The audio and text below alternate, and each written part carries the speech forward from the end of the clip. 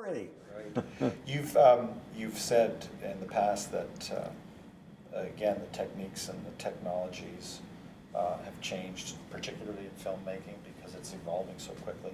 Yet the art of storytelling remains the same, and I think you've repeated that quite eloquently here.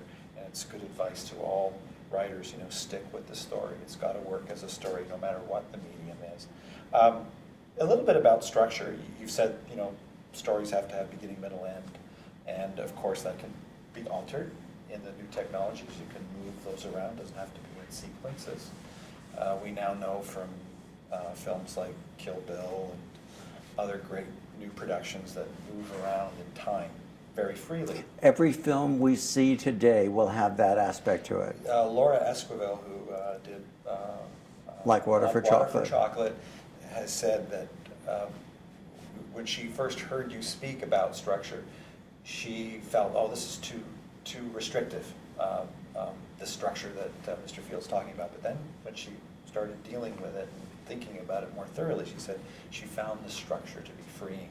Maybe you could expand upon that a little bit. Well, number one, I have to go into mostly the misconceptions of what I say about structure.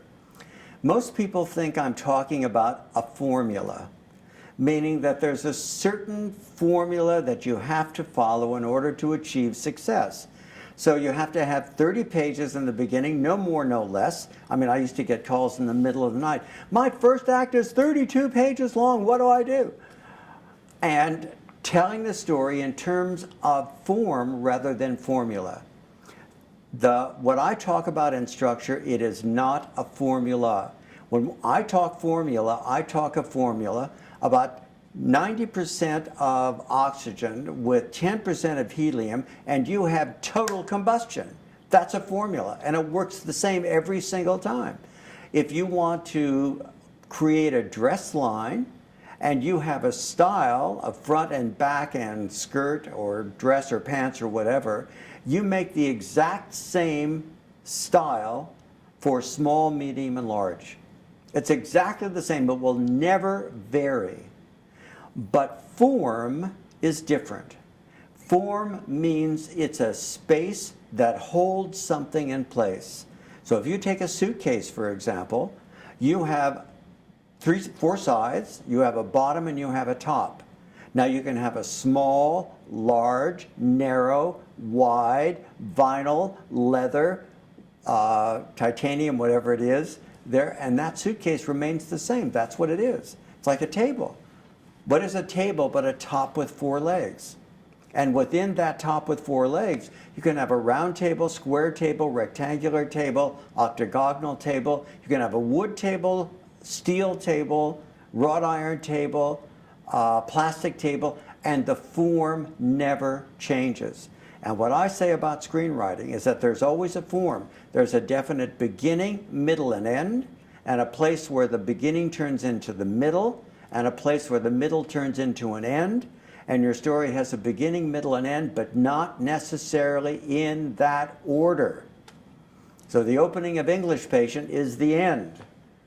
And then we flash back to the beginning, and then the story unfolds past to present, to past to present, to past to present.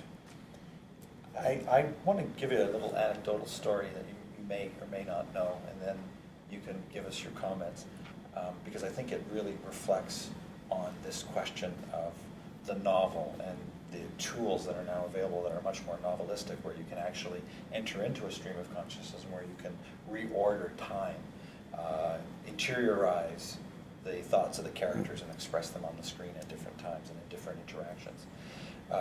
It's a well-known story, actually. Howard Hawks and Ernest Hemingway are out fishing, and they're having a debate about, well, what's the future? Is it film or is it the novel? And of course, Hawks is saying it's the film, obviously. That's the future. He would share that opinion with Renoir. And Hemingway saying, no, it's the novel. It's the greatest art form. And everyone will always read books. And Hawks said, well, what's your worst novel that you've ever written? What's the worst thing you've ever written? And Hemingway, without missing a beat, said, To Have and Have Not. And Hawks agreed. He said, yeah, it's a piece of junk, and I bet you I can make a great film out of it. And so they made a bet. And then Hawks had the project started and made To Have and Have Not, which I know is one of your favorite films. So maybe you could, he obviously took a very bad novel and had a script written out of it and turned it into a great film. Maybe you could share your thoughts on To Have and Have Not, what you think of it, and the novel and its relationship to the script. Well, it's been so many years since I read the novel that I totally forget it as I thought it was forgettable. But you remember the film. I remember the film very, very well. And what is interesting, I mean, I'm reading a novel today that reflects that basically. The form of the novel and the form of the contemporary film are literally becoming the same now.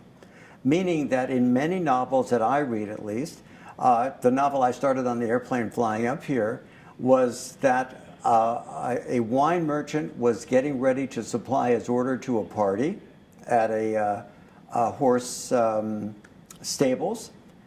And as he's serving the wine and setting up everything, he looks up on the hill, and there a horse cart is barreling down the hill unattended, smashes into the tent, kills 8 people, wounds 32 others, and the rest are hysterical for days.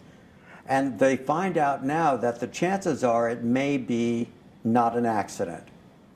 Now, is that a cinematic opening or what? That's what novelists are doing today and have been doing, where Hawks would know that the opening of setting up character and story in that first 10 minutes of film sets up the Bogart character with perfect visualization without much being said at all. I don't know how much is even taken from the novel, only the general frames. But he took probably an incident from the middle of the novel and used that as the opening of the screenplay, and then begin to explore or expand or set up the characters. And then by the time that a woman character comes in, I forget her name right now, where you Slim, where you have Slim come in, that's going to be the point where the beginning turns into the middle. I mean, it's really a form. It's not a formula. And most people, I get told all the time, I teach a course at the Masters of Professional Writing at USC in Los Angeles. And I come in and I start talking about structure. And says, oh, we've heard that, we know that, that's old school structure, doesn't belong anywhere. And then I start talking anyway about it, and they don't know a thing. They have no concept of what structure is. I'm just now beginning to understand that you can structure a film in the same way you structure a sequence, in the same way you structure a scene, in the same way you can build a montage of visual information. Structure is never ending. And I've been doing this thing where I've just gotten on Twitter and at fieldinc.com, at Fieldinc. And I get all these links to the heavens from the Kepler Project and the National Science Foundation and so on.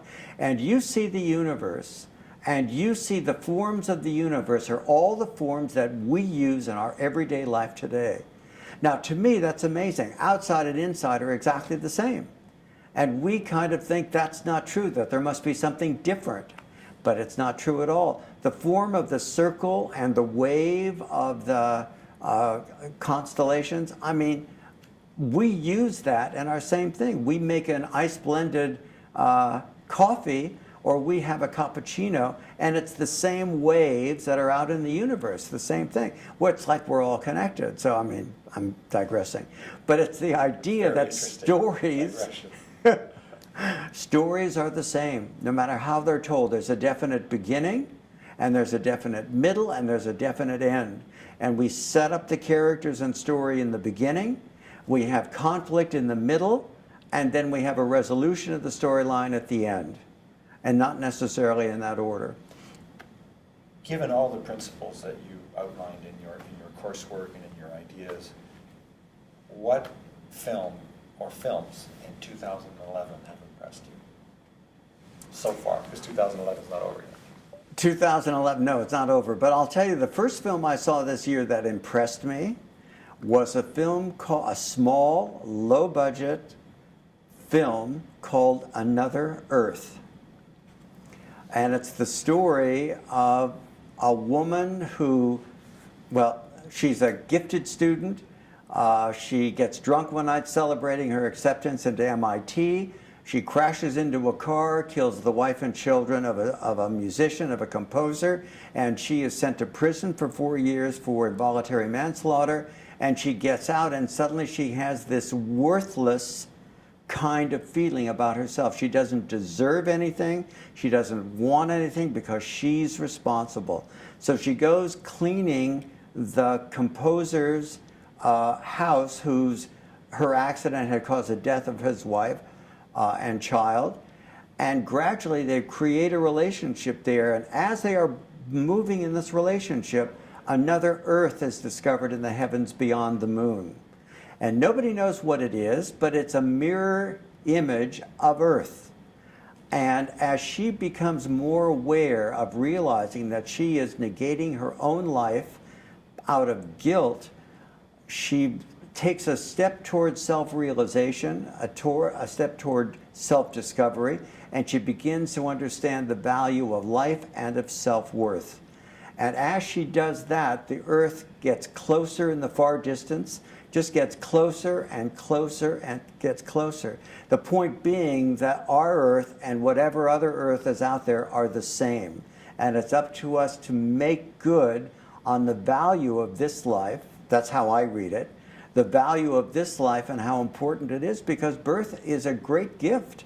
We don't know that. I look out in the universe, I said, how could we, out of all these billions of constellations and galaxies, how could we exist like this in life? That's what my movie's about. You can kill the Earth and everything else, but the life force within Earth will always remain constant. All it will do will go into another ice age for 500,000 years, and then some form of life will emerge again. I mean, you can't kill life. So it's just an amazing thing. That brought that out with me when I saw Another Earth. So there you have it, Another Earth. You've heard it first here from IETV Media, by the way. So it's something to look for. Yes. Great, great film. Mr. Fields, thank you very much. Thank you, Alfredo. It's a pleasure. Thoroughly. Thank you.